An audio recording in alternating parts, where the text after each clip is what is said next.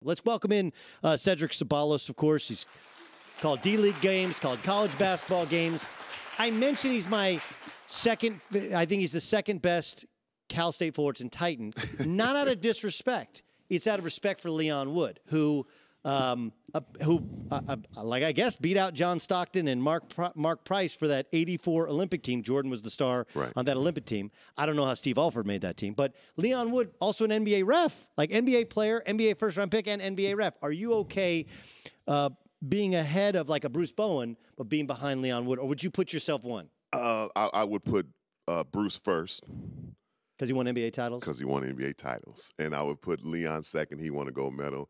And put me somewhere in there, But you got the best pipes. You got the Barry White pipes. Well, that really, when it comes to pipes, yeah, put me at the top. Then put me at the top. You got great pipes. Are we in a good place? Like, is this? You were a great player. You were a great scorer, and now, dude, you might be playing power forward. You might be playing center. Yes. I mean, it's crazy. You were a three, a bucket getter, and now you'd be playing center. Yeah. Do you like this evolution of basketball? Well, when I was in Dallas playing for Donnie Nelson, Big Donnie, I played center. When we played Shaquille, when we played Yao, when we played David and Tim, I guarded them because he wanted to keep the small ball theme going, and it was great, great for me. I just had to hold my ground until the double team came. Eric Strickland came down, Michael Finley, and then I would outrun, Shaquille and the rest of the guys and force them to have to sit on the bench. Sometimes it worked out great, but it is changing. It's making big men have to work on their entire game. Yeah. Before, it just was posting up, blocking shots, defending the paint. Now they have to, I came in, I watched a guy come in the league named Dirk Nowitzki, and I watch him, first of all, great career. He may extend another year or two, but I watched him develop, work, and he got exactly what he deserved. The same thing when I was a veteran when Kobe came in the league. They all had that special something, but it does change. It does change basketball now because of the big men they have to take it out. They have to take it out the perimeter. One of the things I've seen, Cedric Ceballos joining us, Doug Gottlieb for calling the Herd here on Fox Sports Radio and Fox Sports 1, and of course in the iHeart app. One of the things I've seen is that I think is really interesting. If you watch Isaiah Thomas in almost all the buckets he scored going back 2 nights ago, of course they play again here upcoming in their series against the Wizards. Almost all of those points he scored, he was going against the Wizards' big men. Like, they're trying to find – Brad Stevens did them. Everybody talks about Isaiah. I don't think anybody talks about the fact that the whole movement within their offense is just to create that 1 versus 5 matchup, right? The kind of the ultimate mismatch, which is what you said, which is why big guys have to develop. And, oh, yeah, by the way, I don't know if you know this, all 8 teams start foreigners at center. Their feet are better than our American big guys' feet. It's really remarkable.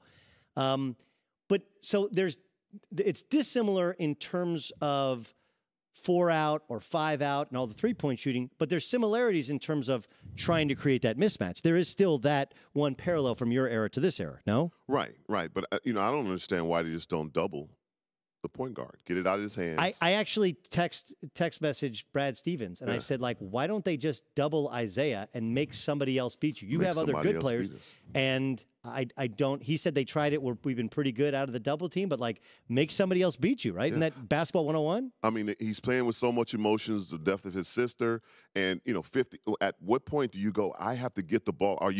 Are the Wizards going, oh, man, let's not double team him because he had a tragedy? No. Get the ball out of his hands. Make somebody else do something they're not normally used to doing, which is shoot over 10 shots per game.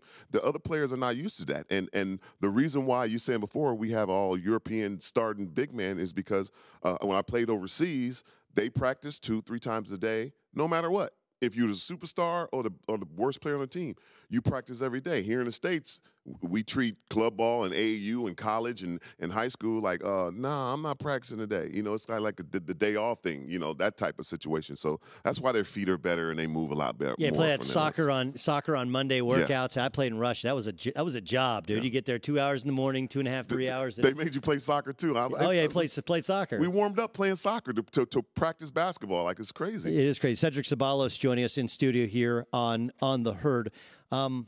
There are people that are starting to get comfortable with the idea of elevating LeBron to the level of Michael Jordan.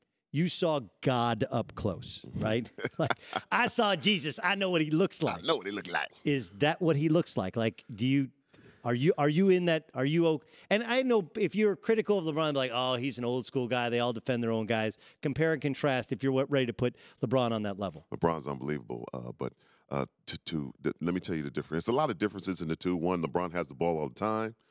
Michael barely had the ball unless it was game against Utah, and he's taken, the last shot of the game. That's the only reason you would see the ball constantly in Michael's hands when they're either coming back or situations like that. You're looking at 6'4", 6'5". You're looking at LeBron can be 6'8". He can be 6'10" some days. He's a much bigger player. Ball handling skills, I think, a lot more because he has the ball more, a lot more dangerous. Coming forward because of his size, he can run you over. Michael went around you or went over the top of you. I think the difference is the punishing factor. When you needed that bucket, when you needed the game winner, as much as Jordan's commercials say, I missed all these game winners, he made a lot of game winners. The guy never lost in the finals. And this is right here. This is the clincher right here. When we played Michael in the finals, this is the ultimate compliment. Everybody, like, Raptors got Tucker to stop LeBron James. When we played Michael in the finals, we put in the lineup our worst defender on him. Why? Because he's going around everybody. So why go around our best defender, Dan Marley, Kevin Johnson? Why go around them and get me or Richard Dumas coming at him, we're not better defenders. You want the better defender to be that secondary person. The ultimate respect. How many Jordan stoppers did we have? We had Dominique Wilkins run his mouth a little bit. No, Gerald Wilkins. Gerald Wilkins run his mouth a little bit. Remember that Gerald Wilkins? He put that to rest. Man, that was a bad. And then Cleveland was the one team like, we're not going to double team him. Yeah. We're not going to double team Jordan. Like, how'd that work out for you? He averaged like 50 in the series. Yeah. I mean, you only people who really contained him was his early days against Detroit, where they just pounded him.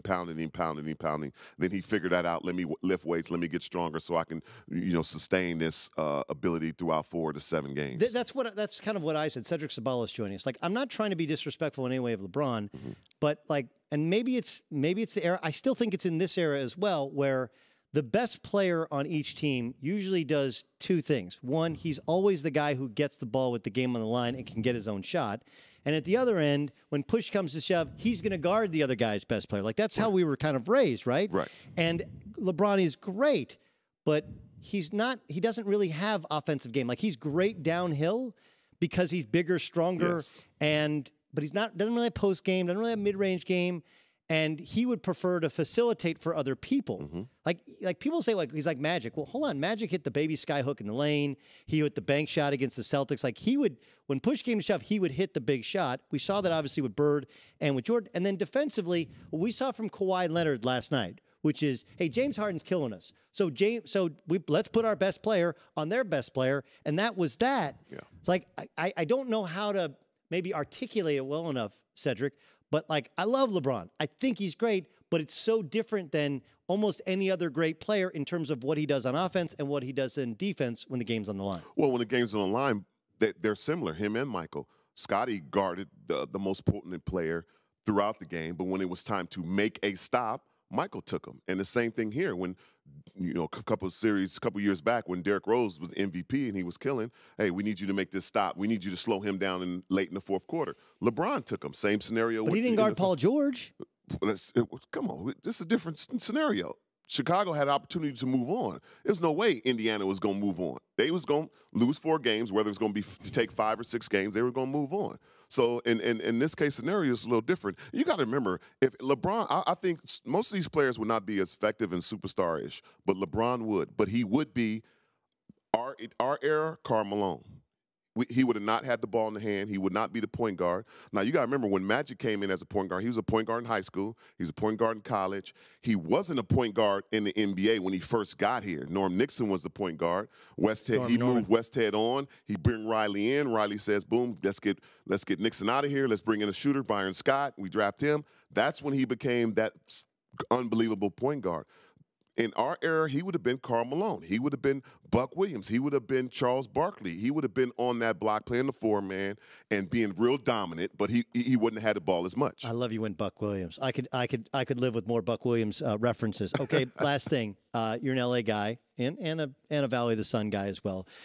You live not bi-coastal, but two different areas. But Clippers, what do? Like, you don't have a blank slate. Like, everybody's like, well, I do. Okay, so realistically, I say Cedric Ceballos, fix the Clippers. What do? It's a couple things you do. You got to break up the three. And what I mean by three, Blake, Doc, and CP. Okay, so who has to go? Blake, Doc, and CP. Okay, so you got to keep DeAndre. Yeah, okay. Definitely. Okay, so all right. So the other. All right. So what do you? So do you keep Doc? It depends on if you want. You have to get rid of one of them. I think CP or Blake, because they can handle themselves without each other. When Blake goes out, CP plays unbelievable. When CP goes out, Blake plays unbelievable. So you have the both, but you have to bring in somebody who can replace, who is replaceable. And I love him as a person, player. But so Blake, Blake is most replaceable. You keep Blake. Really? You keep Blake. He's a superstar. He is a superstar. I don't think Chris Paul's a superstar. Meaning, if they both walked in the arena, who would get the most attention? Blake Griffin. That's because he dunks. Doesn't matter. He's a superstar. I would keep the superstar. This is a business, remember? Oh, I'm with you. Like, here's my thing with like, who replaces Chris Paul? Chris Paul's still the best true point guard in the league. Only him and Mike Conley are the only guys that are real true point guards nowadays. Everybody keeps calling Mike Conley and Chris Paul the best true point guards in the league that have never got out the second round. Well, yeah, but there's surrounding squads. You can't keep calling them that. You can't keep. I know he just went out. You can't deny Tony Parker. You can't deny if Steph Curry's a point guard. If you call him a point guard, you can't deny him. You can't deny Kyrie Irving. These guys have won championships. They have gotten out the fight, and everybody keeps putting these two highly paid, very skilled point guards in front of them. If you don't get out the first or second round, and you're supposed to be the point guard and the leader, you're not leading your team. How could you be the best pound for pound point guard in the league? Wow. You can't get out of the second round. The only part of me that would agree with you is he wants a 5-year deal, $210 million, and I love Chris Paul, and he should get it. And he should get it, yes. But those last 2 years, that could be ugly. That could be the last 2 years of A-Rod's deal, last 2 years of Albert Pujols' deal. Like 35, 36-year-old point guards in this league, that's you get torched on a nightly basis. That's a hard deal. And he'll stay in shape. He'll stay in shape to ride that out, I think. But the factor, how fast will the point guards coming in have respect and go at him, trying to take his head off because he's a veteran. He's a guy who's been established as an all-star.